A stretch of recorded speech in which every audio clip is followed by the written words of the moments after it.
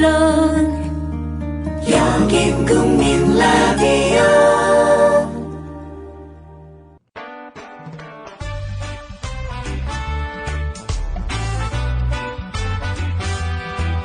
더 해봐요 함께해요.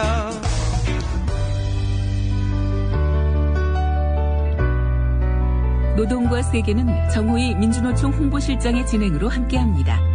매주 토요일 아침 10시 반에 만나요. 더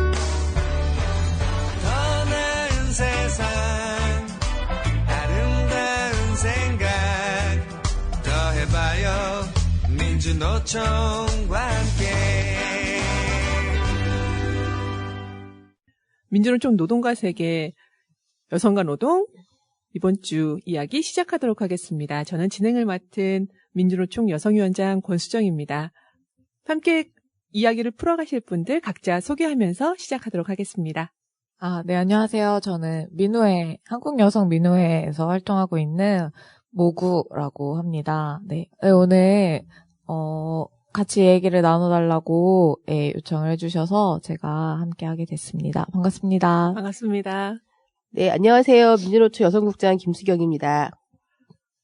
좀 긴장을 풀기 위해서 제가 좀 궁금한 거 하나만 여쭤보고 싶은데요. 우리 모구 활동과 성함이 지금 별칭 쓰시고 계시는 게 목우? 아니면 모구? 모구시잖아요. 네. 의미를 좀 알고 싶어요. 궁금하네요. 네. 뭐 어쩌라고, 준말입니다. 내가 아는 분은 남편이고 모구간에 해서 진짜로 거기도 이름이 모구예요. 별명이요? 별칭 쓰시는 게 모구? 모구인데 참 매력적인데요. 남편이고 애들이고 모구간에. 모구, 뭐 어쩌라고. 네, 뭐 어쩌라고. 오늘 그런 뭐랄까 뭐 어쩌라고. 민희 활동가들은 되게 이름 재밌는 게 많아요. 그렇죠. 그렇죠. 그래서 나누기도 해요. 뭐 바람, 먼지, 뭐 이런 자연형이 있는가 하면 뭐 본인이 좋아하는 것들로 붙이는 사람들도 있고. 네, 재밌죠. 폴은 뭐예요? 폴? 폴은 이상한 나라의 폴. 폴 만화 아시죠? 맞아요? 네네네. 생긴 건 다르지만 느낌은 비슷했어요. 이상한 나라 말하니까 참 지금 한국이 돌아가고 있는 상황이 참 이상한 나라 속에서 살고 있는 저희가 모두가 폴이 된 듯한 느낌을 많이 요즘 받습니다. 여성 관련해서 지난번에 저희가 레이테크 코리아가 승리하고 현장으로 돌아갔다는 말씀을 시작으로 지난번에 팟캐스트를 정리한 적이 있었는데요. 네. 그거 관련해서 참 안타까운 소식을 다시 좀 접하고 있습니다. 그죠? 네. 저희가 이제 팟캐스트 시작은 저희 여성 노동자들 투쟁과 현황에 관한 얘기 소식 전하는 걸로 좀 시작하고 있는데요. 레이테크가 이제 10월 말에 이제 노사 합의를 해갖고 다시 현장으로 돌아갔는데 인근 가까운 데로 이제 직장을 이제 사업장을 구했어요. 안성에 있던 곳을 서울로 이전 합의했었죠. 보티제역 앞으로 구해가지고 들어갔는데. 여기가 이제 포장하는 업종이라 먼지가 되게 많아요. 그죠? 네, 견출지. 우리가 흔히 알고 있는 견출지. 우리나라에서 판매하고 있는 거 대부분이 다 레이테크 코리아 건데요. 근데 거기에 환풍기 시설도 없고 완전히 사방이 다 막힌. 창문 하나 없더라고요. 네, 그런 곳에서 이제 일자리를 구해놓고, 근데 원래 노사 합의 내용 노사가 같이 협의해서 구한다였는데 사장이 혼자 사인해가지고 3층 상가 건물 위에 구석에다가 잡아놓고 너무 공간도 좁아가지고 짐 쌓아놓으면 걸려가고 넘어지기도 하고 밥 먹을 공간도 없고 그래서 밥을 계속 복도에서 도시락을 먹다가 합의 내용으로는 이렇게 옷을 갈아입으실 곳과 밥을 간단하게도 전혀 없어요. 그런 걸 만들기로 합의를 했음에도 불구하고 아예 공장 안으로는 뭐 먹을 거를 가지고 들어오지도 못하게 하고 점심 식사는 그냥 밖에 복도에서 지금 먹고 있는 실정이고 그래서 계속 지금 싸우고 있는데 뭐 그 중계도 계속 징계하고 얼마 전에는 직장 내 성희롱 예방 교육을 한다고 회사 측에서 이렇게 서면으로 보낸 거예요. 이거 한 번씩 읽고 사인하라고. 그래서 그걸 거부했더니 거부한 사람은 제대로 교육해라라고 거부했더니 오늘 징계한다고 아침 9시에. 그러기 때문에 지금 계속 싸우고 있고요. 근데 이게, 굉장히 많이 당했잖아요. 근데 굉장히 많이 당했는데, 여성 노동자들이, 이제, 우리가 생각하는 것 이상으로 모멸감을 느끼게끔 회사에서 대우를 합니다. 근데, 뭐, 어쨌거나 지금 계속 열심히 잘 대응을 하고 계시고, 논리 정연을 하게 당신들의 이야기 또박또박 말씀도 잘 하시고, 되게 가보면 되게 감동적이에요. 이 치운 날도 오늘 또 아침에 모이셔가지고. 내일 점심 때마다 중시 집회 하시고, 많은 연대와 관심 분 부탁드리고요. 그거 말고 지금 또 선고나고 판결하는 것도 어저께 선고 2개 있었어요. 네. 하나 직진농협인데 5년 동안 조합장한테 괴롭힘을 당하던 여성 노동자가 최근에 또 해고가 됐어요. 거기는 이제 온갖 징계를 안 받아본 게 없는데 해고 2번째였어요. 근데 어저께 그 조합장을 대상으로 한 명예훼손에서 조합장한테 구형 1년 떨어져서. 근데 물론 5년 동안 괴롭힘에 비하면 양형이 작긴 하지만 그렇죠. 예, 그래서 이제 앞으로 좀 대응을 해봐야 되겠다. 더 해봐야 되겠고 탄원서를 좀 대대적으로 조직을 해가지고 법원에 탄원서를 낼 생각입니다. 이분이 저번에 했던 얘기가 중간에는 도둑으로 몰려가지고도 막 휴직할 때 막 그러기도 했었는데 그때 너무 괴로워서 정말 자살을 선택을 하려고 그런 적도 있었는데 그때 포기했었으면 자기는 마지막까지 그냥 도둑으로 그렇죠. 남아가지고 네. 끝났을 텐데 지금 다 명예회복하고 이 과정에 계십니다. 그리고 어제 르노삼성 민사소송 1심 판결 났죠. 네. 그렇죠. 그럼 민우에서 잘 알고 계시죠? 네. 네. 제가 같이 가지는 어제 못했는데, 이제 전에 듣기로는, 그 가해자와, 이 성희롱 사건 사실을 알렸을 때 사직 종용을 했던 이사와, 그리고 인사팀에서 또 피해자에 대한 악의적인 소문을 유포했었어요. 그래서 그 인사팀장과, 그리고 르노삼성 사측, 이렇게, 네 명을 이제 지목을 해서 소송을 진행을 했던 거죠. 근데 가해자에 대해서만 1,000만 원 이제 벌금 판결이 나왔고, 아니 손해배상 판결이 나왔고, 나머지는 기각이 된 거죠.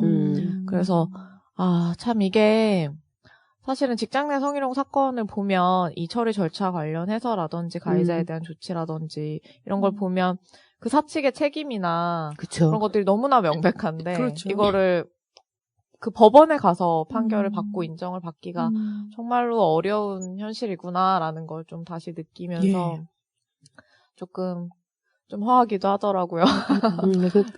사람들이 쉽게 내부 처리가 안 되니까 법원으로 가가지고 그냥 고소고발 하라고 하는데 잘 안 돼요.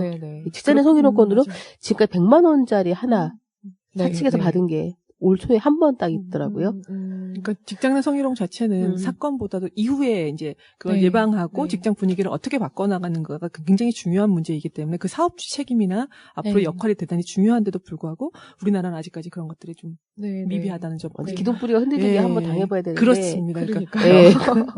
너무 손방망이야. 그래요. 그래도 그간 많은 고생 많이 하셨고 많은 연대 단위들도 많이 힘써주셨는데 일단 이걸 시작으로 또 만들어 가야 되겠죠. 그렇죠. 아직 형사도 남아있고, 또 피해자분도 앞으로 어떻게 하실지 이제 조금 마음도 이제 돌보면서 생각을 하고 계실 것 같아요. 앞으로 좀 더 좋은 소식으로 만나 뵙도록 하고요. 오늘은 또 다른 이야기를 한번 해볼까 합니다. 요즘 한간에 땅콩 회항 정말 땅콩이 화내요. 땅콩이 화제죠. 정말 마카다미아를 가지고 저 어제 먹었어요. 드셨습니까? 요즘 아주 난리래요. 마카다미아. 요즘 항공사 제가 다니는 항공사도 있지만 대한항공은 땅콩 대한항공, 아시아나는 통상 아시아나라고 불립니다. 저희는 지금 땅콩 때문에 이쪽은 시끄럽고 통상임금 때문에 되게 시끄러운 지금 상황인데요. 땅콩향으로 지금 벌어지고 있는 그 대한항공의 문제를 바라다 보면 그 안에서 이제 승무원으로 일하시는 분들의 근로조건, 그러니까 노동환경이나 이런 것들 관련해서 되게 많은 회자가 되고 있잖아요. 그 중에서도 이제 승무원들의 또 하나 이제 어떻게 보면 강제적인 노동 조건이라고도 할 수 있고 어떻게 보면 또 그것 때문에 또 인정받고 있는 부분이라고 말씀하시는 부분도 있는 것 중에 하나가 유니폼이나 용모나 이런 부분에서 되게 이제 강제화되어 있고 굉장히 강도 높은 제재 같은 것들이 좀 규율화되어 있는 부분에 대해서 좀 많은 이야기들을 하고 있어요. 근데 솔직히 이 항공사뿐만이 아니라 특히나 이제 많은 부분에서 여성들이 일하고 있는 직종에서 그런 용모나 외모 아니면 뭐 그런 것들에 대한 굉장히 규제들이 되게 심각하고 그것이 노동 통제 하나의 일종으로서 좀 작용하는 부분이 되게 많은 게 있어서 그 현황이나 이런 문제점이나 이런 것들을 좀 드러내고 우리가 앞으로 이런 문제들을 어떻게 우리 노동자의 입장에서 좀 바꿔나갈 수 있는가 이런 좀 찾아보는 오늘 좀 이야기를 풀어가려고 하는데요. 근데 이전에 너무 궁금하실 것 같아서 땅콩 회항 사건에 대해서 항공 노동자의 한 분으로서 네. 입장을 좀 한번 얘기해 주셨으면 좋겠어요. 왜 그런 일이 생기는지 또 실제 노동조합이라든가 노동자들의 반응은 또 어떤지 궁금하거든요. 그러니까 이제 아주 구조적인 문제가 이제 처음으로 있었겠죠. 이제 족벌 체제, 그 오너의 그 뭐 자식들이 뭐 20, 30대 그냥 뭐 그 현장에 대한 이해나 이런 것도 전혀 없고. 레이테크 똑같아 30살이야. 그 레이테크 코리아도 그 임태수 네, 사장 같은 네. 경우도 거의 뭐 금숟가락 아이고. 물고 태어나서 30살도 안 그쵸. 돼가지고 첫 직장이 인권이고 사장이야. 뭐고 뭐 경영에 뭐도 어. 아무것도 모르는 상태에 올라와서 이게 맞아요. 기업을 이어받는 이 한국적인 족벌 기업 체제 자체의 문제가 되게 클 거라고 보여지고요. 네.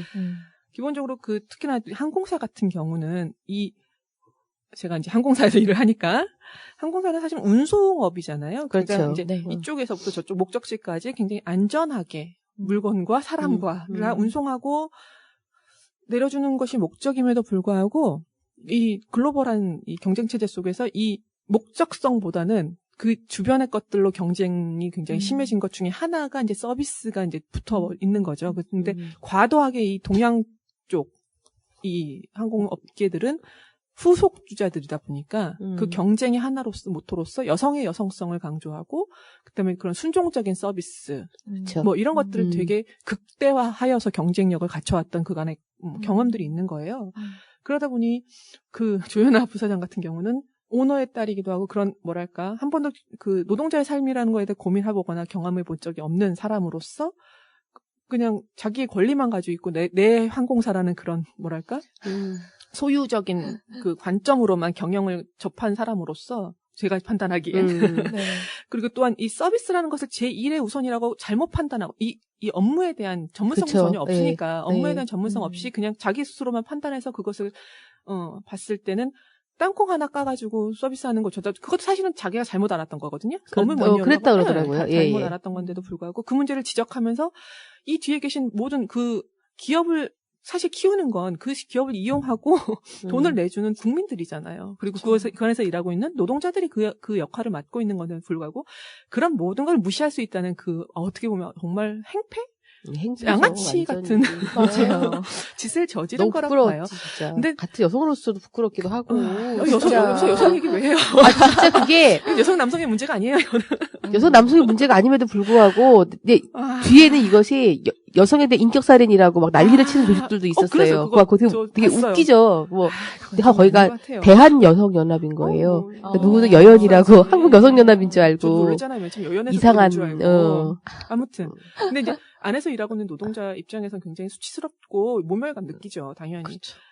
얼마나 더 잘한다고요, 저희보다. 거기서 20년씩, 막 15년씩 그럼요. 금유만 했던 그럼요. 사람들을 갖다가 그런 식으로 대우한다는 것 자체에 대해서도 문제고요. 그 이후에 발생한 비민주적인 그 강압적으로 가서 너는 이런 일을 당하지 않았다고 얘기해라. 그 조현아 부사장을 네. 비호하기 위한 그 음모들.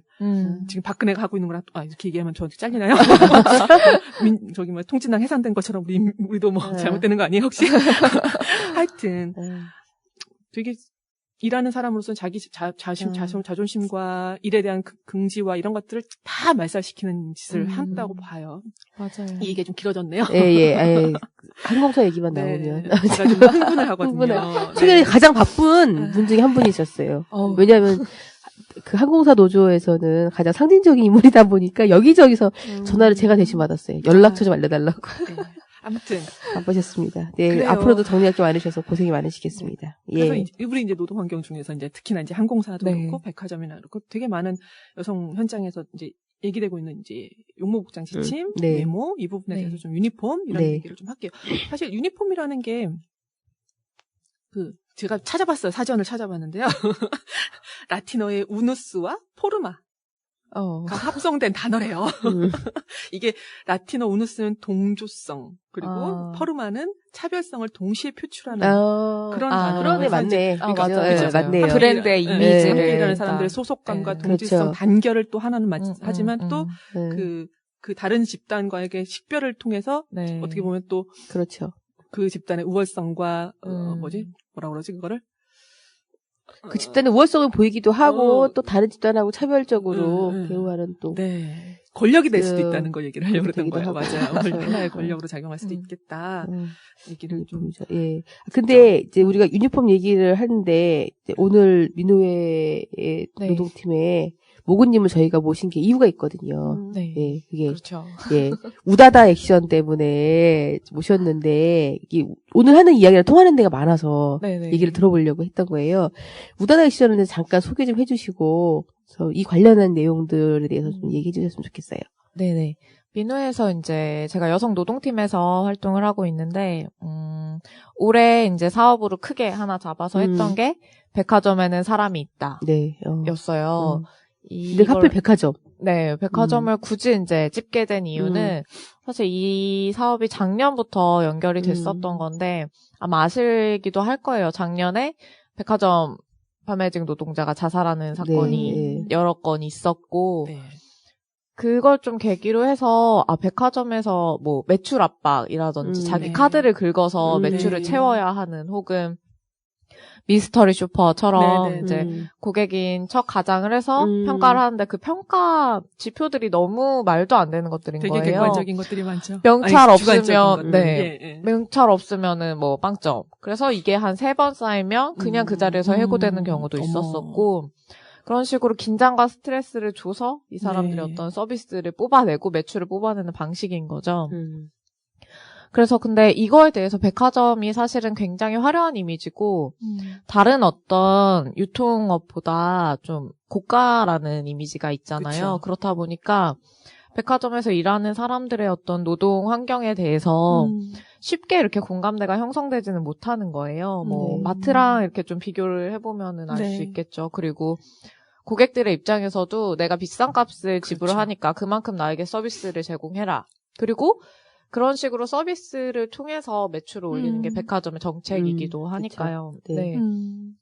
그래서 이거에 대해서 좀 우리도 한 사람의 노동자이고 네. 또 한 사람의 고객이기도 하고 또 한 그렇죠. 사람의 시민이기도 하잖아요. 그런 입장에서 좀 백화점 노동 환경에 대해서 우리가 한번 들여다보고 이야기를 하자라는 취지에서 우다다 액션단을 모으게 된 거죠. 우다다는 어떤 네. 의미예요? 우다다는 우리가 간다, 바꾼다의 준말입니다. 네. 네, 네. 거창하죠? 네.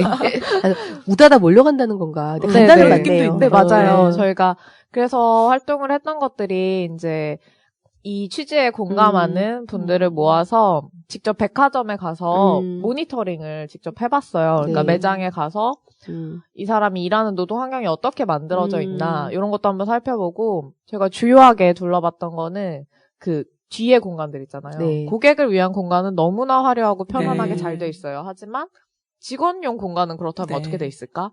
이건 좀 네. 고객으로 갔을 때 보이지 않는 그쵸, 것들이잖아요. 그렇죠. 그래서 사실은 보이지 않는 것들을 우리가 보고 알려내려고 했던 거였고 그래서 뭐 휴게실이나 뭐 식당이나 이런 화장실이나 주로 이제 노동자용으로 따로 이제 만들어져 네. 있는 것들 그런 데를 많이 둘러봤었죠. 근데 정말로 충격적이었어요. 고객을 위한 공간은 심지어 남성용 휴게실도 따로 있는 거 아세요? 백화점에? 네, 있어요. 예. 음. 그리고 뭐 수유실이며 네, 놀이방이며 다 있죠. 인터넷 쓸 수 있는 공간도 있고요. 넓기도 하고 너무 잘 돼 있어요. 근데 뒤로 가보면 노동자를 위한 공간은 사실 매장 하나 크기도 안 되는 경우도 많아요. 그 한 층의 노동자가 전부 쓰는데. 네. 그래서 너무 좁고 그 쉴 공간 찾느라 시간을 많이 소요를 하게 되니까 그냥 비상계단에 쪼그리고 네. 앉아서 뭐 라면 같은 걸로 점심 드시고 혹은 앉아서 쉬시고 이런 경우도 되게 많았거든요. 그래서 참 이 노동 환경에 대해서 그래서 알려야겠다. 너무 이런 직접 돌아보니까 그런 생각이 더 이제 간절한 네. 거죠. 너무나. 백화점에는 구내 식당 없어요? 있긴 있어요. 근데 주로 꼭대기나 그렇죠. 맨 아래나 네. 이렇게 설치가 돼 있는데 그리고 그 엘리베이터 있죠. 네. 고객용. 네. 그걸 쓰지를 못해요. 맞아요. 고객용 네. 못 쓰죠. 그래서 직원용 따로 몇백 쓰고 명이 화물용 몰려가는데 엘리베이터 하나로 왔다 갔다 해야 되니까 그냥 백화점에서 파는 거 쓰고. 비싸게 사드시기도 하고 아무튼 이러저러한 여러 노동 환경에 대해서 이제 캠페인이라든지 네. 이런 걸 의미 통해서 있는 캠페인이네요. 예. 알리고 있고요. 그래서 저희가 이제 정리를 했어요. 백화점에 요구하는 것들. 그리고 고객이 함께 실천하자. 뭐 이런 것들. 그래서 오늘 주제 이제 유니폼과 뭐 이런 것들 관련해서 얘기를 하자면 저희가 모니터링을 할 때 복장이나 뭐 이런 것들에 대해서도 같이 이제 체크를 했었고요. 인터뷰를 할 때도 그런 것들을 여쭤봤었어요. 근데 정말로 백화점 노동자 분들도 이런 지켜야 되는 것들이 너무 많은 거예요. 그렇죠. 사실 특히 이게 제일 극심한 거는 1층 화장품 매장인 네. 거죠. 맞아요. 주로 이제 젊은 여성 노동자분들이 많이 계시는데 정말 딱 달라붙는 유니폼, 그리고 짧은 치마, 그리고 한 6cm 이상 되는 힐 이런 걸 많이 신고 계시고 뭐 안경 못 쓰는 건 너무나 당연하고 사실 정말로 그 백화점 1층에는 안경을 쓴 분이 단 한 명도 없는 경우도 있었고요. 안경 쓰신 분들도 보면 거의 이제 조금 장년층, 중년층 여성분들 뭐 이렇게 매대에 계시는 분들 그런 분들은 사실 그런 분들한테는 그 어떤 이 이미지를 요구하진 않는 거죠. 왜냐면은 그 브랜드에 딱 요렇게 이미지 요구해요. 중년 여성한테도 1층에 그 다른 매장들에 비해서 기미도 많이 보이면 안 되고. 그러니까 제가 말씀드린 거는 그런 건 거죠. 1층에 뭐 예를 들자면 뭐 키엘, 뭐 랑콤 이런 식으로 딱 백화점의 그쵸. 어떤 화장품 매장 이런 거 바깥에 그냥 매대 조그만 거 놓고 뭐 선글라스나 스카프나 이런 걸 파는 분들한테는 조금 더 이제 요구되는 것들이 다른 거예요. 그렇죠. 그래서 그런 부분이 있는데 그리고 하나 이제 인터뷰를 할 때 노동자분이 되게 호소를 하셨던 게 뭐냐면 막내 같은 경우에는 백화점에는 이제 주로 개인이 이제 매장 매니저가 되고 그 밑으로 이제 따로 개인 사업자로 등록해서 고용하는 형태가 되게 많아요, 사실. 그래서 더욱이 노동 조건이 많이 이제 보장되지 않는 경우가 많거든요. 백화점 소속이 아닌 경우잖아요. 네, 그렇죠. 백화점 소속은 거의 반은 고사하고 한 20% 안쪽이에요. 그럼 백화점 소속이 아닌데도 똑같이 백화점에서 원하는 규정대로 복장 당속이라든가 그죠? 용모 당속 다 받는 거잖아요. 어떻게 보면 그 1층에 딱 들어갔을 때 그게 그 백화점의 이미지거든요. 그렇죠. 그렇기 때문에 더 요구받는 거죠. 그래서 그 화장품 매장에서 일하시는 막내로 이제 들어가신 분이 하시는 말이 그 규정 중에 정말 너무한 게 뭐냐면은 손톱도 관리를 해야 돼요. 네일. 그래서 너무 튀는 색깔을 해도 안 되고 그렇지만 이 매니큐어를 안 발라도 안 되는 거예요. 그래서 투명한 색깔이나 좀 연한 색으로 발라야 되는 건데 막내 같은 경우에는 재고 정리하는 그래서 박스 까는 거를 까대기라고 이제 업계 전문 용어로 쓰시는데 이렇게 까대기를 하면 손톱이 다 까지잖아요. 근데 맨날 이 손톱을 관리를 해야 되는 거예요. 그래서 너무 이건 좀 불필요한 어떤 규정들인데 이런 거 하나하나로 관리를 하는 거죠. 말하자면 이 노동자를 통제를 하고 이런 게 안 돼 있다고 하면 미스터리 슈퍼라든지 뭐 이런 걸로 체크를 해서 감점을 시키고 그러면 그 매장에 이제 불이익을 주고 매장 위치를 저기 안쪽으로 넣어버린다든지 뭐 이런 식으로 되는 거죠. 항공사 쪽은 어때요? 거기도 굉장히 심하잖아요. 저는. 항공사가 제일 1순위일 것 같아요. 이런 통제가. 그러니까 백화점이나 호텔이나 이런 분들 교육기관으로서 항공사가 자리 잡고 있기 때문에 거의 항공사의 모든 용모복장 지침, 유니폼에 대한 뭐 그런 규제 이런 것들을 다 전수했다고 보시면 될 것 같을 정도로 굉장히 심각하죠. 그러니까 말씀하셨던 부분은 이미 다 있어요.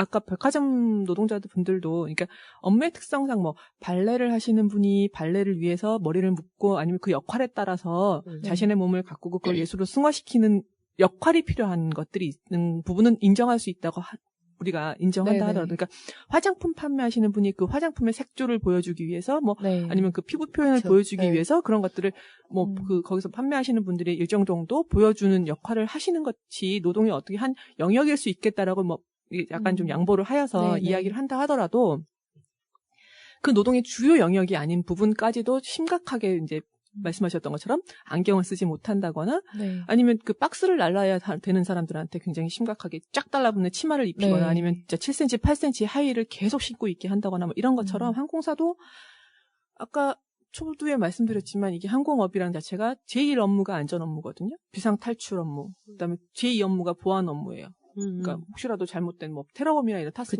때 그 사람을 제압하고 환자가 발생했을 때 환자를 치유하고 뭐 이런 것들이 그 10시간 몇 시간씩 날아가는 비행기 안에서 모든 일을 해야 되는 게 승무직의 역할임에도 불구하고 그런 모든 주요 활동에 대한 배려가 있는 유니폼이나 이런 용모복장 지침이 아니라 몸이 아니고 그럼 그게 아니라 오로지 이제 사회에서 요구하는 자본에서 요구하는 경쟁에서 요구하는 어떻게 획일화된 그 틀 있잖아요. 여성이면 여성, 남성이면 남성이 가져야 되는 어떤 지금이 요구하고 있는 그 틀에 맞춘 것들이 되게 심각한 거죠. 머리는 남자에 비해서 여자가 훨씬 더 심각한데 머리는 이제 뭐 자유머리가 가능하다고 하지만 뭐 그 똥머리라고 하잖아요. 네. 아세요? 똥머리. 승무원들이 착륙할 때 자세는 뒤쪽에 머리를 딱 붙여야 돼요. 그게 안전 자세거든요. 근데 그 안전 자세가 되지 못하게끔 똥머리가 뒤쪽에 이렇게 동그랗게 붙어 있는 거잖아요. 근데 불구하고 그 똥머리를 갖다가 요구를 하죠. 잔머리는 내려오면 안 돼요. 사실 저희가 음식 같은 거 비행기 타서 받아보시면 음식 위에 다 뚜껑이 있어요. 네. 다 뚜껑이 있기 때문에 머리카락이나 뭐 이런 것들이 그렇게까지 스프레이로 딱딱하게 고정해야 될 정도로 저희가 그 음식업을 하는 사람들이 아니잖아요. 그럼에도 불구하고 뭐 딱딱하게 붙을 정도로 뭐 스프레이 뿌려가지고 고정하게끔 하죠. 렌즈 같은 거 색깔 렌즈는 당연히 안 되잖아요. 백화점도 아마 안 되는 걸로 알고 있어요. 안경도 얼마 전에 저희가 싸워서 바꿨어요. 저희도 안경이 안 됐어요. 왜냐하면 이뻐 보이지 않아서. 네, 안경을 맞아요. 쓰면. 맞아요. 그 이유가 그거예요. 정말 이유가. 이뻐 보이지 않아서. 그래서 안경 요구를 했더니 안경이 비상탈출 시에 방해가 될 수 있다고 회사 쪽에서는 그때 토론회 때 와서 얘기를 하는 거예요. 그래서 항공용 안경이 있거든요. 깨지지 않는 휘거나 이렇게 되는 거. 그것도 있고요. 손님들은 안경 같은 거 어떻게 하는데요? 그렇죠. 맞아요. 뭐 이유를 대려고 해도 정말 좀 될 만한 이유를 대야 되는데 그냥 이쁘지 않은 거예요. 렌즈는 안전한가 뭐. 그러니까요. 부터 시작해서 뭐 피부 표현에 눈 화장 색깔에 그다음에 머리 염색 같은 것도요. 저희 너무 황당한 게 뭐냐면 항공사엔 글로벌 하잖아요. 그러니까 외국 승무원도 굉장히 많아요. 그러니까 우즈베키스탄 승무원도 있고 미국 승무원도 있어요. 그 사람은 선천적으로 금발인 사람도 있어요. 그죠? 저희 유니폼에 금발의 머리를 한 외국인 승무원도 있어요. 하지만 한국인 승무원은 머리를 염색하면 안 돼요. 너무 웃기잖아요. 그죠? 누군 이게 내가 누구 그래서 머리 색깔도 이게 검정에서부터 한 10단계로 나눠서 염색한 걸 갈색으로까지 이렇게 가지고 다니면서 거기서 한 5번, 6번까지는 돼요. 그다음에 그 밑에는 안 돼요. 그래서 대고 다니면서 이거보다 더 밝아? 다시 염색해와. 뭐 이런 식. 이게 우리의 서비스와 안전과 직결이 안 되잖아요. 정말 무관하죠. 제가 2012년도에 그렇게 바지 만들었어요. 지금 딱 3명 입어요. 3,000명 넘는 승무원 중에 3명. 저희 안전 업무 얘기했잖아요. 비싼 손님들을 데리고 탈출해야 되는 업무거든요. 그러니까 이 모든 규제가 업무의 특성과는 연관이 없는 거야. 결국은 이유를 들어보면. 그렇죠. 이렇게 이제 보면은 되게 젊고 예쁘고 흔히 우리가 생각하는 그런 서비스 산업에서 일하시고 있는 분들 여성 노동 중에서는 그래도 상대적으로 이제 그 고위직이라고 전문직이라고 생각을 하는 여성들도 그렇고 또 제가 아는 분들은 뭐 이렇게 하나로마트 대놓고 얘기한 하나로마트에서 일하시는 분도 그 복장도 되게 웃긴 거예요. 조끼를 입는데 겨울에 거기 하나로마트는 이마트 같은 데랑 좀 달라요. 난방이 잘 안 돼 있어요. 거기가 전체가 그렇죠. 그리고 안쪽에 김장철 뭐 이렇게 그 신선 창고 따로 있어요. 거기는 완전 냉기가 엄청 돌아요. 예, 그렇잖아요. 거기서도 조끼 속에다가 티셔츠 요걸 입으면 안 돼요. 왜요? 뚱뚱해 보이잖아요. 그래서 잠바나 이런 것도 안 되고 그냥 조끼 속에다가는 그 셔츠만 입어야 돼요. 그래서 너무 추운 거예요. 그래서 거의 일하는 동네 언니가 있었는데 언니 옷이 왜 이렇게 얇아? 우리 너무 추우니까 파카 입고 다 추우니까 했더니 야 속에다 뭐 입으면 안 돼 그러더라고. 그래서 입으면 안 되는 거예요. 그러니까 그거는 진짜 뭐 엄청 가혹하잖아요. 그러니까 여기서 보면 뚱뚱해 보여서 안 되고 예뻐 보이지 않아서 안 되고 그렇죠. 다 이유가 그래요. 그리고 뭐 또 이제는 백화점에서 아까 말씀하시는 그 40, 50대 죽는 여성들 매대에 일하시거나 주방용품 팔거나 이런 분들은 여성들이 좀 나이가 있잖아요. 그분들도 용모 단정이 굉장히 심해요. 근데 구두 같은 경우도 제가 아는 어떤 후배는 이제 굉장히 유명한 주방 회사에서 이제 유니폼이랑 다 그 친구가 다 만들어갖고 납품을 하는데 저한테 신발을 하나 신어를 준 거예요. 앞에 너무 뾰족한 거야. 이거 발 아파 어떻게 신냐고. 그리고 바지는 너무 미디가 짧은 거예요. 그랬더니 네. 아줌마들 배 나와서 이거 안 맞는다고 막 짜증을 내는 거라. 자기들 이게 딱 맞으려면은 배가 나오면 안 되는데 배 나오지 않은 여자를 써야 된다거나 그렇지 않으면은 발 볼도 넓어지잖아요. 네, 조금 네, 지나면 그쵸. 살이 찌니까. 네. 이건 내 앞을 뾰족하게 만들어서 신발이 너무 불편한데 그걸 신고 다 일을 해요. 음. 왜냐면 아무래도 같은 아줌마 40, 50대라고 해도 뭔가 좀 스타일리시해 보여야 되는 거지. 네, 맞아요. 똑같은 요구를 다 해요. 그러니까는 맞아요. 구분 났지만 너무 딱딱하고 불편하고 좁고 이런 옷과 음. 신발과 춥게 입고 이렇게 하고 아우 그 하나로마트 가보면 아마 아실 거예요. 네, 그러기도 하더라고요. 근데 이게 진 통제 수단이잖아요. 맞춰가지고 그 안에서만. 근데 솔직히 배추 파는데 뭐 좀 더 날씬해 보이면 뭐 할 거예요.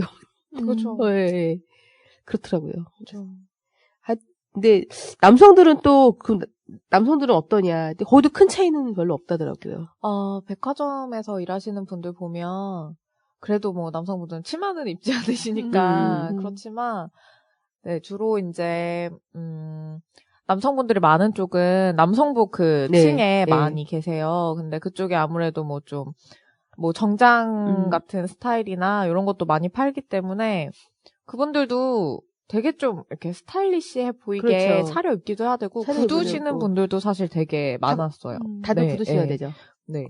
옷도 좀 이렇게 셔츠나 음. 이런 식으로 좀 깔끔하게 입는 경우가 많았고, 그래서 남성 노동자들한테도 별로 그렇게 다르진 않은 것 같은데, 그렇게 큰 차이가 나는 거는 안경 쓴 비율에서는 네, 차이가 많이 나요. 사실 저희도 안경은 남성 네. 쓸 수 있어요. 남성들- 있었어요, 저희는. 예. 남성들에게는 오히려 안경을 그러니까요. 쓰면 조금 지적여 보인다는 어떤 이미지가 그러니까요. 있잖아요. 네. 그러니까 여성분들이 훨씬 많이 일을 하는데 음. 그 한 층에서 안경 쓴 사람 수를 세보면 남성들이 더 많은 경우가 많은 거예요.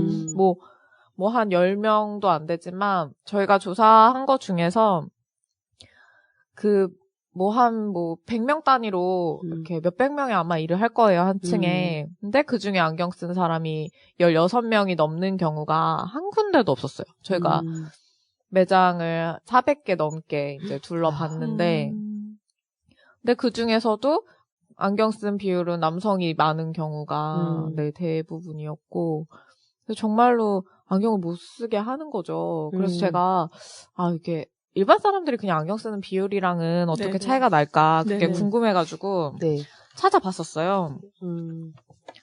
그러니까, 일반 사람들은 보통 성인인 경우에, 안경 쓰는 사람이 한 40% 된대요. 요새 눈 나쁜 사람들이 되게 그쵸. 많으니까.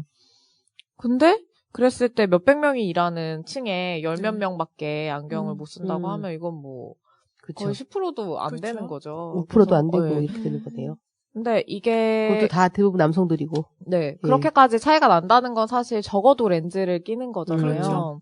근데 렌즈 끼는 것도 좀 문제인 게 백화점 조명 되게 환하고 건조하고. 환기가 네, 사실 건조하니까. 창문도 없고 그래서 안 되고 오래 끼고 있어야 되잖아요. 기본으로 일하시는 시간이 너무 기니까 그러면 렌즈를 정말 하루 종일 10몇 시간을 끼고 있어야 되는 거예요. 안경을 그쵸. 못 쓴다고 예. 하면 그러면 이제 안구건조증이나 안과질환도 되게 많이 그러겠네. 가지고 계세요. 아. 네, 백화점 노동자들 보면. 저희랑 거의 비슷하네요. 저희도 비행기가 한정된 곳이고 굉장히 건조한데 그런 걸 못 갈아 끼게 하니까 안경 같은 것들을 이제 지침에선 뺐지만 네. 그게 이제 그쪽에서 분위기 자체를 갖다 그걸 하지 못하게끔 만들어서 아예 적용하지 않는 현장이니까 되게 힘들어 하죠. 그래서 뭐 중간에 쉴 때 뺐다가 다시 넣던가 뭐 이런 일도 많이 있고. 그렇죠. 근데 또 한편으로는 이 유니폼에 대해서 또 선망의 대상인 것도 있어요. 그죠? 예. 그쵸. 그래서 이 대한항공 이 땅콩 회항, 땅콩 업계에서 화를 내고 있지만 마카다미아라고 해달라고 그 사건을 보면서 어떤 저 패치는 동생이 승무원이었는데 그렇게 잘난 척하고 승무원복을 입고 다녔다는 거예요. 네. 그래서 차 꼴보기 싫었는데 라는 어떤 그러니까 그게 있었어요. 그랬는데 네. 지금도 네. 어쨌거나 그 승무원들의 승무복이라든가 그 유니폼이라든가 백화점에서도 마찬가지로 이 부분 굉장히 스타일리시해 보이잖아요. 그쵸. 네, 그리고 남성들이 제복, 경찰, 네, 그 네, 네. 남자애들 어릴 때부터 네. 가장 이제는 음. 선망의 대상이 경찰복. 그러니까 이제 그쵸? 뭐, 경찰이나 군인 같은 경우는 왜 그 사람들이 아닌 사람들이 그 옷을 입게 되면 법으로 처벌받잖아요. 네. 그 정도로 권력을 가지고 네. 있는 거고 어떻게 보면 상징성을 가지고 있는 것이고 그런 것들이 이제 다른 부분에까지 또 퍼져 있는 그쵸. 의식이라고 또 생각이 들고 뭐 축구 경기나 이런 거 할 때도 동질성을 느끼게 하기 위해서 각 팀별로 자기들끼리 또 유니폼을 다 맞춰 입긴 하는데 이제 특히나 이제 여성들한테 그 유니폼으로만 권력을 가지는 것이 아니라 지금 우리 사회가 얘기하고 있는 어떻게 보면 외모로서도 완벽한 그러니까는 그렇죠. 몸에 대한 권력이기도 한 거예요. 그러니까 몸 자체가 그 유니폼을 받아들여서 그렇죠. 하나의 그 거대한 우월성을 가지는 어떤 존재로서 만들어버리는 이 사회적인 그쵸. 구조가 분명히 있다고 봐요. 그래서 말씀하셨던 것처럼 그 잘난 척하고 유니폼을 입고 저는 아닌데 그런 것 같아서 이게 문제가 이 유니폼만을 아니면 용모복장 지침을 내려서 그 노동자로 하여금 그런 것들을 준수하게끔 하는 그 현장의 문제인 것만은 아니다. 그쵸. 라는 네. 거죠. 네. 봐야 되는 게 그죠. 네. 얼마 전에 또 조사하신 게 있었잖아요. 그 대학생들을 네. 대상으로 뭐 입사하고 뭐 이럴 때 이제 한번 문제를 한번 들여다보셨던 것 같은데 한번 들어볼까요? 네. 민우에서 이제 20대 학내에서 여성주의 이제 운동을 하는 친구들을 이제 모아가지고 매년 이제 네트워킹 활동을 하고 있어요. 근데 올해 이제 초점을 잡아서 했던 거는 취업 시에 외모로 인해서 불이익을 받거나 차별을 당하는 거 이거랑 또 연결을 해서 그 외모가 얼마나 우리 사회에서 좀 자기 관리로 이야기가 되고 있는지 사실 그래서 대학생들 같은 경우에 이제 취업을 고민하면서 자기의 어떤 몸에 대해서 굉장한 어떤 검열과 해야 되는 것들이 많은 거죠. 사실 뭐 성형수술뿐만이 아니고 뭐 다이어트도 해야 되지 뭐 피부 관리도 벌써부터 하던데. 네네. 피부 관리도 그렇고, 그리고 옷도 그 면접 보러 갈 때 그 정장을 쫙 이렇게 빼서 입어야 되잖아요. 그러니까 돈도 많이 들어요. 거기다가 뭐 치아 미백에 뭐 점도 빼야 되지. 장난이 아닌 거죠. 그래서 조금 이제 실태 조사를 이번에 했던 거예요. 그래서 대학생을 대상으로 해서 195명에게 이제 설문조사를 했는데 주로 이제 취업 준비하는 3, 4학년을 위주로 했었는데, 물어본 것 중에 취업 활동 시에 외모 관리에 부담을 느끼느냐, 이런 질문에 관해서는 66%가, 그렇다라고 대답을 했고요. 그 여성주의를 고민하는 친구들을 대상으로 하셨다고 하셨나요? 아니, 그 모임에서. 그 모임에서 하신 네. 거죠? 근데 여기, 그러니까. 다른 여성들을 조사한 거겠죠. 네네. 그래서 주변에 이제 친구들한테 조사를 한 거죠. 아니, 수치가 생각보다 낮아서요. 아, 저는 더 높을 거라고 생각했거든요. 근데 지금 대학교 3학년이라 그래요. 한 4학년 되고 정말 취업 준비생을 더 할 수 있어요. 저는 더 할 거라고 생각이 들어서. 네. 그리고 뭐 취업 활동 시에 외모가 중요한 변수라고 생각하느냐에 대해서도 중요하지 않다라고 한 게 3%밖에 안 됐어요. 그렇죠. 네. 그리고 뭐 면접 과정 중에 면접관한테 외모에 대한 칭찬이나 지적이나 이런 걸 받은 적이 있느냐에 대해서도 50%가 넘는 비율이 나왔죠. 그랬다고. 그래서 뭐 불이익을 받은 적도 있고 뭐 이런 것들도 많은데 그래서 하는 말들이 뭐 그런 거예요. 뭐 여성스럽지 않다. 너무 뚱뚱하신 것 같다. 뚱뚱한 걸 보니까 자기 관리를 못하는 것 같다. 뭐 이런 내용들인 거죠. 그래서 심한 경우에는 뭐 면접에 떨어졌는데 다시 전화가 와서 양심 있으면 성형이라도 하고 와라. 뭐 이런 말까지 하는 거죠. 성폭력을 그런. 네네. 특히 뭐 또 항공사에 또 취직을 하려고 하는 경우에도 되게 그래서 특히 외모 관리를 많이 하는 그 직종인 만큼 그 취업을 준비하면서도 정말 준비할 게 많더라고요. 네. 근데 이런 문제들에 대해서 취업 시에 이렇게 외모가 중요하게 된 요인이 뭐라고 생각을 하느냐라고 했을 때는 제일 높은 비율로 나온 게 외모가 자기 관리로 여겨지는 이 문화 자체라는 거죠. 그래서 이걸 해결하기 위해서는 우리가 타인의 외모를 평가하지 않는 그 외모에 대해서 어떤 우위를 두고 평가하지 않는 그런 문화를 좀 만들어야 되고 면접 시에도 좀 외모로 인해서 선입견을 가지지 않는 그런 문화를 좀 만들어야 한다. 그래서 민호에서는 또 그런 것도 하거든요. 이력서에 사진 붙이지 않는 거, 뭐 요런 활동들도 이제 계속 얘기를 하고 있거든요. 네. 이력서는 뭐 사진 안 붙여도 면접에서 그쵸, 사실은. 네. 근데 블라인드 면접하기 전에는 불가능해요. 적어도 1차에서 1차 서류 상으로 얼굴로 걸러지지 않는 그런 거라도 좀 하나하나 돼야 되니까 그런 얘기들도 하고 있어요. 예전에 그 미국에서였죠. 그 에어로빅 강사였는데 그 몸이 좀 되게 좀 건장한 여자분이셨잖아요. 근데 이제 에어로빅 강사를 못하게끔 했을 때 그 소송내가지고 싸우셔가지고 이기셨던 그 경험을 들은 적이 있는데 그 에어로빅 강사면 에어로빅을 얼마나 전문적으로 가르치고 그 따라오는 사람들로 하여금 정말 잘 습득하게 요령껏 가르치느냐가 중점이 돼야 되는데 그 에어로빅 강사이니까 그 사람은 날씬해야 된다라는 그 등치시키는 그것 때문에 해고당했던 경험이 지금 우리나라 사회에서 모든 현장에서 아마 발생하고 있는 것 같다는 생각이 좀 들고요. 실제로 에어로빅 강사들이 그렇게 날씬하진 않아요.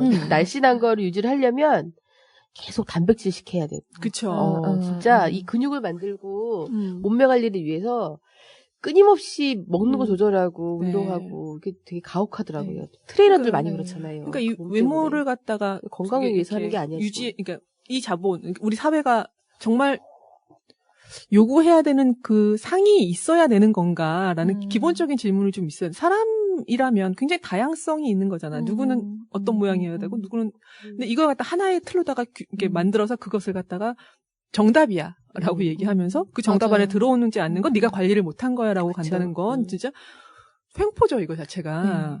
특히 이 외모 기준 자체가 여성 노동자한테 더 가혹하게 적용되는 거에서 저는 문제가 뭐라고 생각을 하냐면 여성한테는 네가 일을 잘하고 이걸 기대하지 않는다는 거예요. 너는 사무실에 꽂히면 되는 거야. 그러니까요. 저거 그냥 뭐 일은 어쨌든 뭐 너무 못하지만 않으면 되고 오히려 기가 세고 일을 너무 잘해서 이 사무실에 여성이 그렇게 일을 잘한다면 오히려 분란이 되는 거죠. 그렇다고 해서 이 여성에게 뭔가 승진을 쫙쫙 할 수 있는 기회가 주어지는 것도 아니고 이 여성 자체를 정말 우리 회사나 뭐 이 사업장에서 정말 필요한 어떤 인재로 키우려는 어떤 그런 생각들이 없기 때문에 뽑을 때도 그래서 똑같은 거인 것 같아요. 사실 이 어떤 취업을 하려고 하는 이 사람한테 그런 걸 기대하지 않으니까 얘가 뭐 직무 능력이 엄청나게 뛰어나다거나 이런 것보다도 그냥 이 정도 예쁘면 같이 일하면 좋겠네 뭐 이런 식이라는 거죠. 그래서 보면은 이게 젊은 세대, 저는 이제 주변에 온갖 사람들이 다 있다 보니까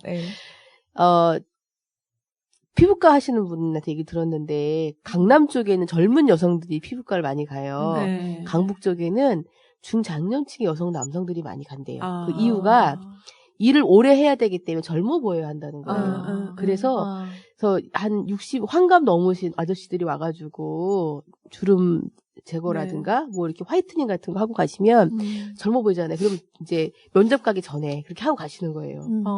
그러기도 하고, 저는 옛날에 피부 관리하는 거는 좀 돈도 많고 이런 전업주부들이 많이 하는 줄 알았더니 아니에요.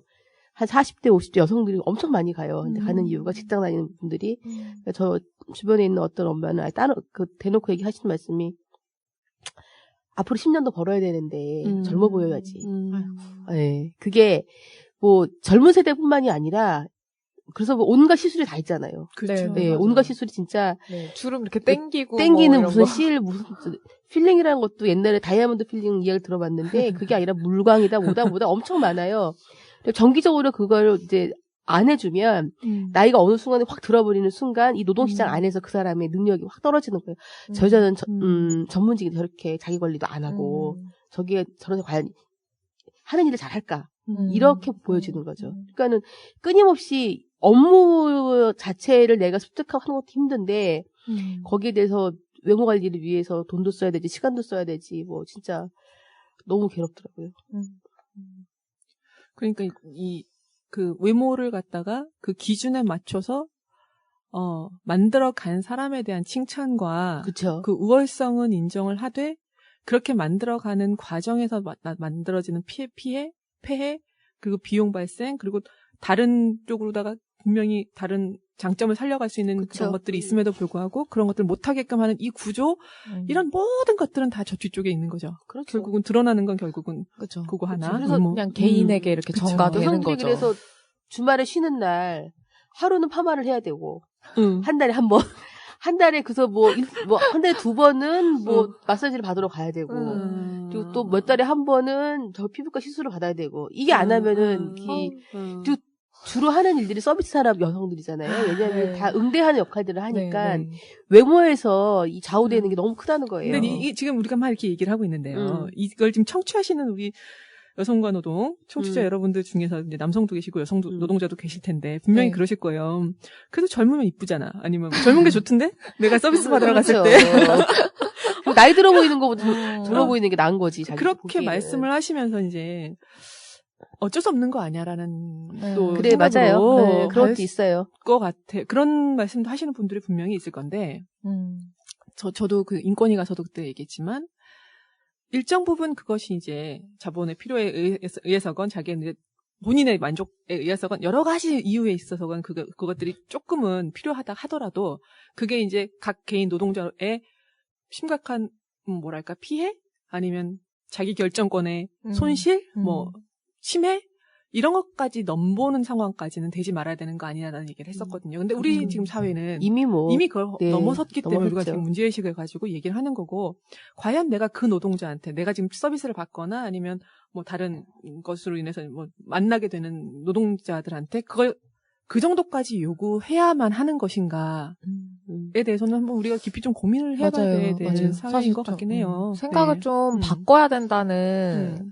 생각도 정말 많이 했어요. 그래서 이번에 캠페인을 할 때도 고객들한테도 같이 하자라고 네, 이야기를 네. 했던 게 사실 판매직 노동자라면 네. 판매를 잘하는 게 중요한 거고 그 판매에 있어서도 이 사람을 어떻게 설득해서 내가 이 물건을 파느냐가 네, 어떻게 보면 네. 그 사람의 전문 분야인 거고 전문가인 거예요. 그렇죠. 근데 우리는 어떤 외모나 그렇죠. 그냥 어떤 뭐 눈 마주치는 거 혹은 네. 되게 친절하고 공손한 인사 잘하는 말투 거. 뭐 예, 이런 걸로 예. 판단을 하게 되잖아요. 그렇죠. 근데 그런 게 사실은 중요하지 않다는 거죠. 나한테 정말로 필요한 건 이 제품에 대한 확실한 정보와 그래요, 이런 걸 맞아요. 제공해주는 거잖아요. 네. 그런 관점에서 본다면은 우리 생각도 좀 바뀌어야 되는 거죠. 이 사람이 나한테 어떤 친절과 서비스와 이런 걸 제공해주기 위해서 있는 사람이라기보다는 나에게 필요한 정보를 주는 사람인 거고, 뭐 항공을 예로 들면 나를 안전하게 목적지까지 이제 가는 걸 도와주는 사람인 거고, 이런 식으로 좀 같이 생각을 바꿔야 된다는 것도 맞아요. 우리 인식 자체가 좀 변화할 필요가 있다고 생각해요. 이런 인식 때문에 또 여성 노동 현장에서 심각하게 대두되는 게 직장 내 성희롱, 괴롭힘 그쵸. 이런 문제까지 또 가지 않습니까? 그러니까 그쵸. 그 사람을 네, 주요한 맞아요. 업무에 배치에 필요한 사람으로서 보는 것이 아니라 한 현장을 꾸미는 꽃 정도로 생각하거나 아니면 그것이 가장 주요한 그 사람의 역할로 그쵸. 생각하다 보니 맞아요. 같이 일하는 이런 어떤 직장 동료, 노동자가 아니라 예. 뭐 내가 연애 걸 수 있는 대상, 그러니까요. 뭐 이런 식으로 바라보는 예. 거죠. 그래서 여러 가지가 참 고민이 많은 지점이고 또 앞으로 해결해 나가야 될 우리의 운동의 뭐 영역도 많이 보이는 것 같습니다. 마무리를 좀 한번 네네. 해주실까요? 그래서 정말 활동을 하면서 느끼는 거는 이번에 백화점을 돌아보면서 생각을 많이 했던 게 정말로 이건 직무랑 상관이 없는데 이 사람이 일하는데 네. 왜 짧은 치마와 하이힐과 네. 안경을 쓰지 않는 것이 중요할까? 왜 그래야 할까라는 의문이 정말 많이 들었거든요. 근데 정말 이유가 없는 거예요, 그쵸. 사실은. 그런 걸 체크를 해서 이 노동자를 통제할 수 있다면 그건 뭐 백화점의 어떤 정책인 것이고 그런 관점에서 본다면은 참 우리가 이제 어떤 일에 있어서 자기가 어떤 일을 하는 거에 있어서 내가 뭘 잘해야 되고 뭘 해야 되고 이런 게 중요한 거지 외모가 이건 너무나 부차적인 것인데 우선순위로 여겨지는 것 그거에 대해서 좀 이게 정말로 바뀌어야 되지 않을까 맞습니다. 그런 생각을 네. 많이 했습니다. 네. 네. 여성 노동에서는 참 넘어갈 게 굉장히 많아요. 너무 많아요. 너무 많죠. 예. 근데 하여튼 간에 아직도 사라지지 않고 있는 직장 내에서 여성에 대한 성적 대상화의 네. 다양한 다양한 지점들이 자꾸 드러나고 이야기를 하고 조금씩 바꿔 나와야 되지 않을까 이 생각이 듭니다. 유니폼 한때 유니폼을 입는 게 굉장히 권력이었는데 민주노총 쫓기도 권력. 완전 권력이에요. 권력인가요? 민주노총 간부야 아니야. 이게 사실 여기서 밝히지만요. 민주노총 쫓기는요. 여름하고 겨울용도 없고요. 여름엔 덥고 겨울엔 춥고 굉장히 안 좋습니다. 제가 처음 민주노총 올 때 조끼는 좀 입지 말라고 너무 네. 이제 가부장적으로 보이고 네. 그렇다는 후배들 얘기가 있었어요. 되게 세 보이고. 네, 세 보이고. 운동권인가? 네. 하나의 상징성이기도 잘 안 하지만 입었는데 네, 네. 요즘 편해서 근무복으로 많이 입게 되긴 네. 해요. 주머니도 많고. 예, 맞아요. 그렇죠. 근데 그 조끼를 옛날에 많이 안 입었어요. 그래요? 근데 이게 오히려? 제가 보기에 90년대부터 많이 입은 것 같아요. 그때 막 폭발적으로 막 저희가 폭발적으로 이제, 노조도 좀 이렇게 안정화되고 실제로 민주노총 조끼라고 하는 거는 민주노총에서 만들어진 게 맞아요. 그전에는 그래요? 그렇게 많이 조끼를 안 입었어요. 그래서 이게 상징성이 된 거예요. 그래가지고 현대자동차 노동자들이 그때는 이제 다 작업복이었잖아요. 네. 어느 순간에 파란 작업복이 조끼가 돼버린 거예요.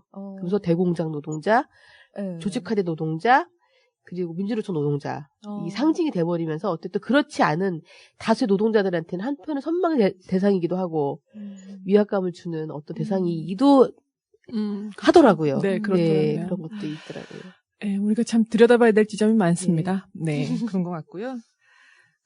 대단히 어떻게 보면 협소한 기준으로다가 우리 노동 현장, 특히 여성 노동자들이 정말 주요하게 자신의 업무를 갖다 드러내야 되는 것 말고 다른 부분에서 판단받거나 아니면 또 요구되지 않는 환경을 만들어가는 게 대단히 중요하겠다는 생각을 하고요.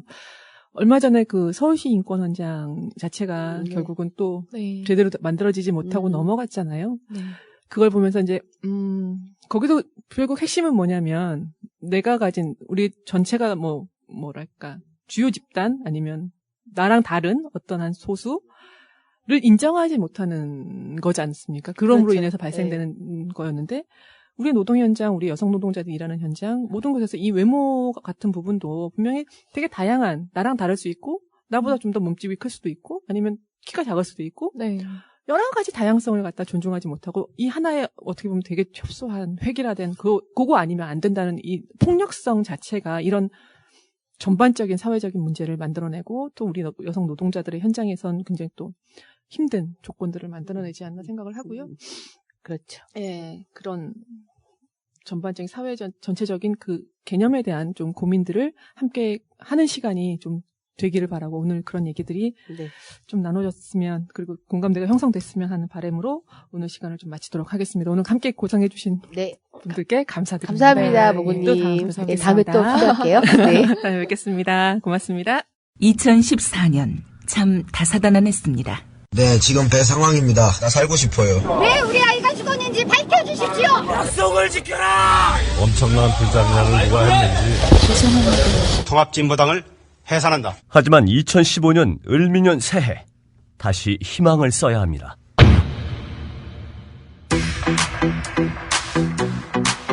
미디어 협동조합 국민라디오 송구영신 프로그램 2015 해맞이 대축제 특별 생방송. 국민라디오는 12월 31일과 1월 1일 스튜디오를 강원도 강릉 주문진, 강릉 청소년 해양수련원과 그 앞바다로 옮겨 가는 해를 보내고 오는 해를 맞이합니다. 12월 31일 밤 10시부터 이튿날 새벽 2시까지 서영석 김용민의 정치 토크, 정영진의 불금쇼 공개방송이 해돋이가 이뤄지는 1월 1일 아침 7시 주문진 바닷가에서 을미년 새해가 밝았습니다 생방송이 여러분을 찾아갑니다. 2015년도 국민 라디오는 여전히 여러분의 희망이 되겠습니다. 뜨겁게 달려갈 거야.